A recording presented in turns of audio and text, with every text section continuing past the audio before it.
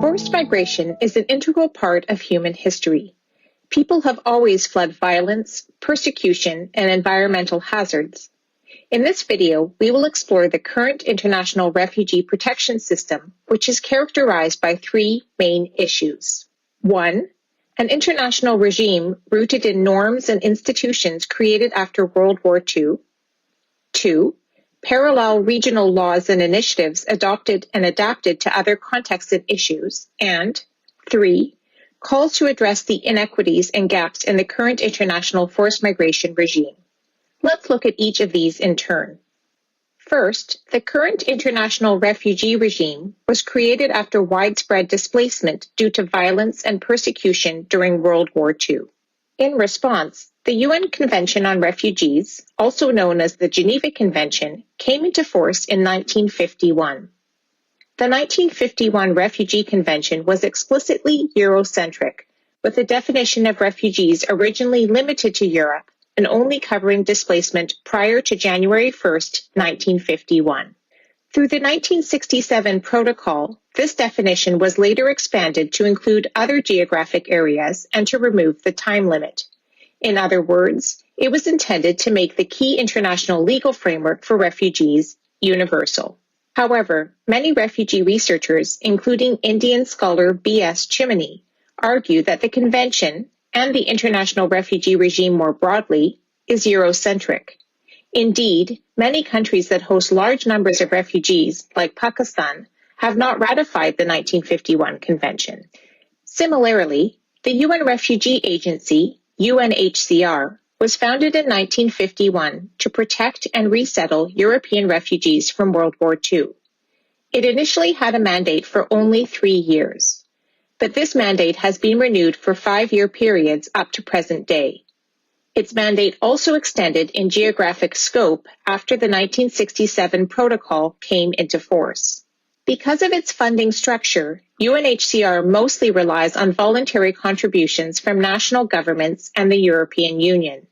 This means that large donors can influence expenditure allocations.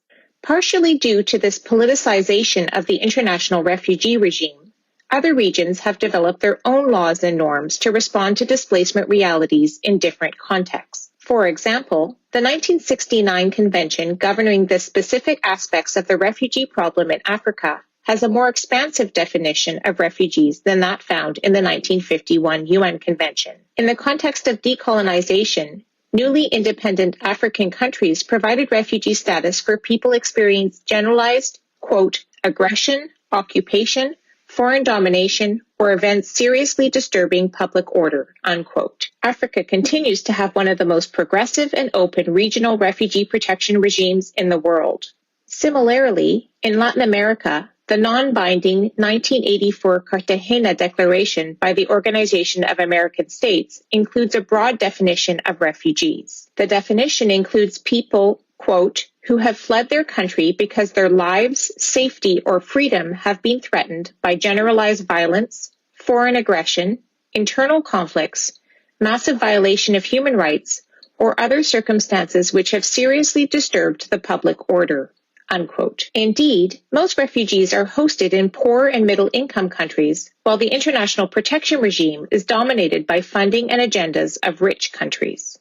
In response, several recent initiatives are intended to address inequities and gaps in the international refugee protection system. For example, the Global Compact on Refugees was adopted by the UN General Assembly in 2018.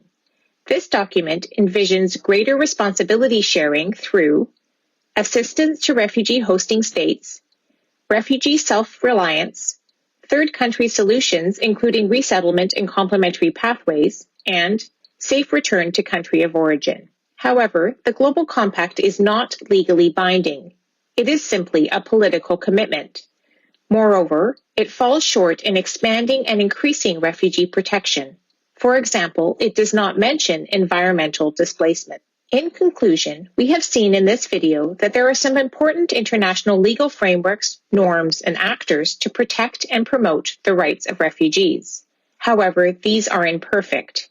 They tend to be dominated by rich countries' agendas, even while the majority of refugees are hosted in poor and middle-income countries and regions. This is why some regional frameworks, like the 1969 African Convention and the Cartagena Declaration, are important to provide complementary, localized protection.